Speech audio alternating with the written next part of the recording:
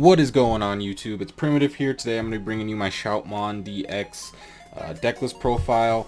This is a list that I've tested a little bit on my own. I mostly handed off this list at the beginning of the format to a friend who has been testing it a lot more, and it's gotten a lot more refined, and so I want to share it with you today for anybody who's looking for a deck list like this, or if you are just looking to build the deck, you can see what type of cards you're going to need to buy going into it. So getting into the list, let's go ahead and start with the eggs. We're gonna have 4 Greymon.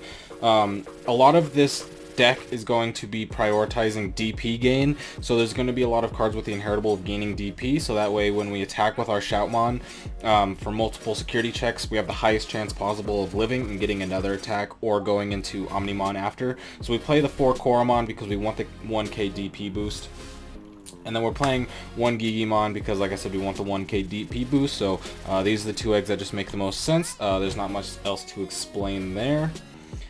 Going into the rookies, we're going to have 4 regular Shoutmon. Now this is important because this card's our main searcher. You're pretty much almost always going to hit 2 off of this when you play it. You could obviously hit 1 or none, but with the consistency of this deck, when you play Shoutmon, you're pretty much going to be adding 2 cards into your hand, plus we have the inheritable of gaining 2k DP if we have Blitz. Most of our top end does have Blitz, so this is a great card. This is one of the key pieces of the deck, and you definitely need to be playing 4. Next, we're playing 4 of the starter deck Agumon. Once again, nothing crazy about this card, but does have the 1k inheritable DP, or 1+1k DP inheritable, which is important because, like I said, we're maximizing on security checks and DP gain, so a lot of our lower end is emphasizing the inheritable of DP gain. Next up, we're going to have the BT5 Agumon, which allows you to search the top 3. Once again, searching, so more consistency. There's a lot of searching in this deck because you want to get the cards that you need, so you can get your combo off, so you can have your late game burst of clearing all your opponent's security or just ending the game. So you want to play these Agumon for searching, and then again we're playing 2 more of the Tamer search Agumon. One, because the Tamers are really good in this deck. They not only give you an extra security check, but they give you the 3 memory at the start of the turn, obviously, which is going to be extremely powerful. So we're playing 2 of this Agumon, once again, just for consistency reasons and being able to search out the stuff when we need it. Then to top off the rookies, we're playing 2 Gaussmon. Gaussmon's pretty good when you can get multiple off each other because they do go up to 5k, which is pretty powerful. But for the most part, we're just using this for its a secondary ability to make it so your opponent can't reduce Digivolution costs, which is extremely important versus green, versus purple, even versus Imperial. It'll really slow down your opponent, so playing 2 of these is really important. I've started to become really addicted to playing 2 of these in almost every single deck. Not exactly Gaussmon, but you know, maybe Cutemon or whatever, Syakomon, the Digimon that make it so your opponent can't reduce Digivolution costs. I'm really obsessed with these cards, so definitely playing 2. So then let's go ahead and get into the champions. We're playing starter deck 1 Greymon. This card's insane. It's just you 2 to Digivolve and you get security attack +1. This is probably the most expensive card in the entire deck, if I'm going to be completely honest, because it came from the starter deck. So if you can't get a hold of these, it is going to be a little bit of a hindrance because this card is so good, but since this card is probably the most expensive card while still being pretty cheap, it's probably pretty attainable for you to get 2 to 3, if not all 4 copies of this. And then if you can't get all 4 copies, you can make a replacement, but just do know that this card is one of the most important because it does have the security attack +1, which when you get to Shoutmon, you want to stack as many security attack +1s and the DP boost as possible. Next, we're playing 4 Tyrannomon. Nothing crazy here, it's just 1 to Digivolve. So we're playing it just for the specific of 1 to Digivolve. Pretty much the same thing with Monochromon here. The blockers are okay. They can come in handy sometimes if you are playing against maybe Rookie Rush, so that way you can stall 1 extra attack until you get to your Shoutmon and hopefully clear the board. But we're just playing this mostly for the 1 to Digivolve cost, same with the Dark Tyrannomon. This gives us 6/1 cost to Digivolve, so we're able to get up to our Shoutmon a lot faster and be able to cycle for much cheaper. Then to top off our champions, we're playing 2 Agunimon. Playing this just because it's a really good surprise attack. If you swing in for a bunch of security checks and then go Agunimon, you can swing in for game. It's just like Lobomon you've all seen with blue, so we're just playing the Agunimon because it's just a little surprise attack. It's extra offense because you can just drop this on a Tamer and swing, and it can catch your opponent off guard if they aren't expecting the Agunimon.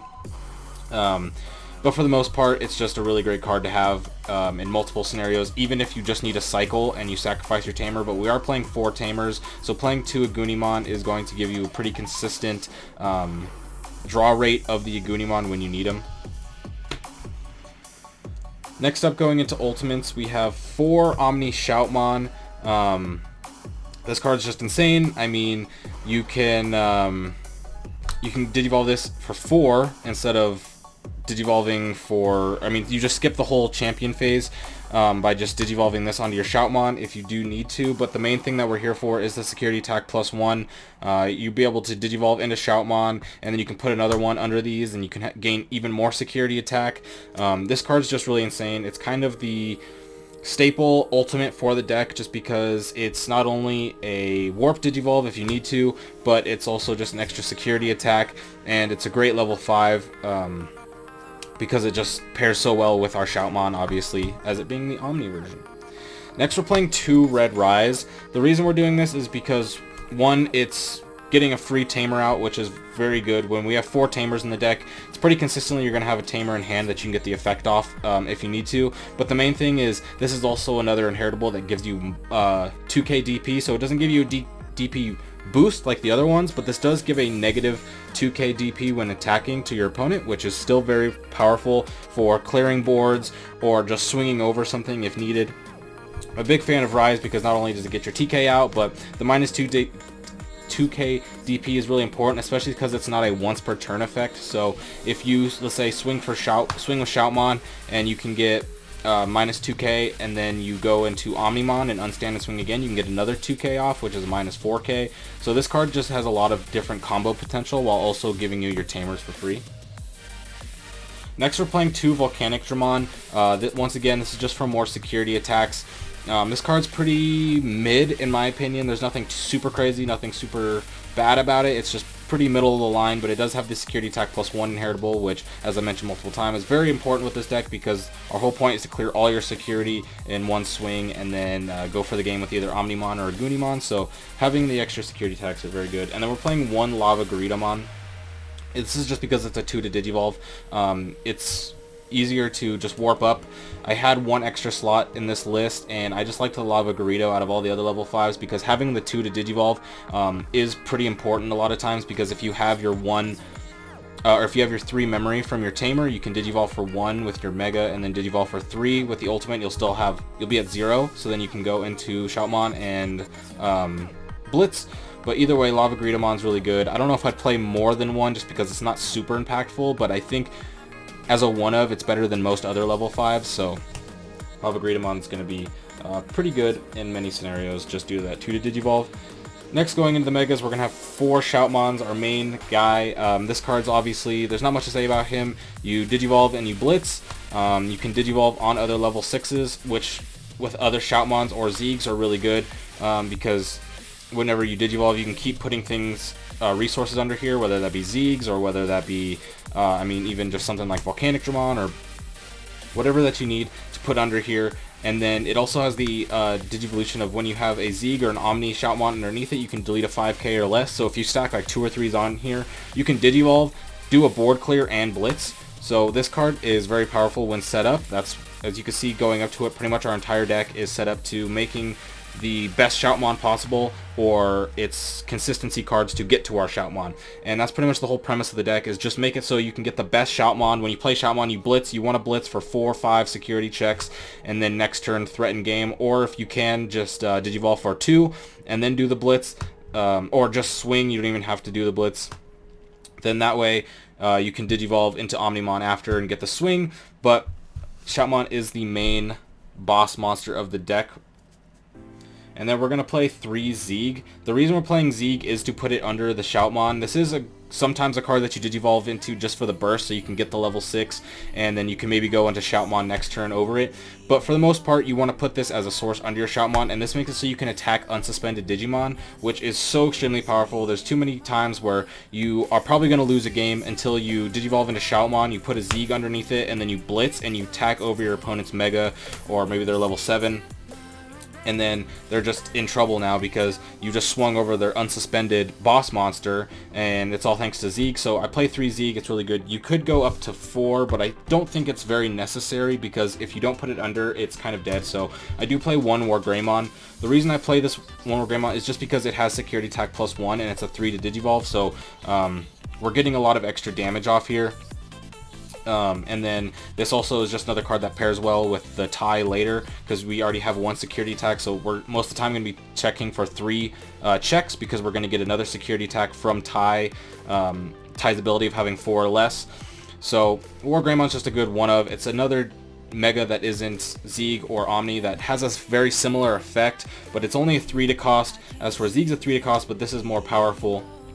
So I just like it as a one of. I'm a big fan of having one other Mega in this type of deck that isn't Zeeg or isn't Shoutmon, just because it gives you a little bit of a better option, but you want to stay as offensive as possible because you want to be able to swing for 2. You shut off all security effects, so you're not going to die unless they have a higher DP, and then you can go into Omnimon and swing. So I do really like the 1 War Greymon there, just as a little tech. Then we do have the 2 Omnimon. Not much to say here, it's just the Blitz Omnimon. So this deck is so aggressive that, like I said, one of your main combos is to swing with Omnimon for as many checks as possible, preferably clearing all of their security, so that way you can Omni and Blitz into them for a game, or go into the Agunimon, whichever is better, but the Blitz is more consistent just due to memory reasons. So we play 2. Playing 3 is an option just because we are playing 8 level 6s, so we could technically play 3, but I think as far as room in the list, there's not any room, and if you clunk up too many of these in your hand, it's going to be really dead. So I think 2 is good enough. The deck is so aggressive and taking security checks that you don't need Omnimon to win the game.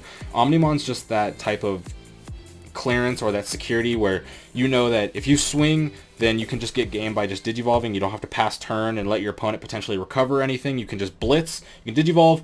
Doesn't matter if your opponent gets memory because you're going to blitz and you're going to go in for games. So 2 of them is enough. I don't think you need to play anymore. You can technically fit a 3rd in, but I don't think there's slots for it. And I also think it'll be a little clunky that way. And then to finish off, we're playing our Tamers.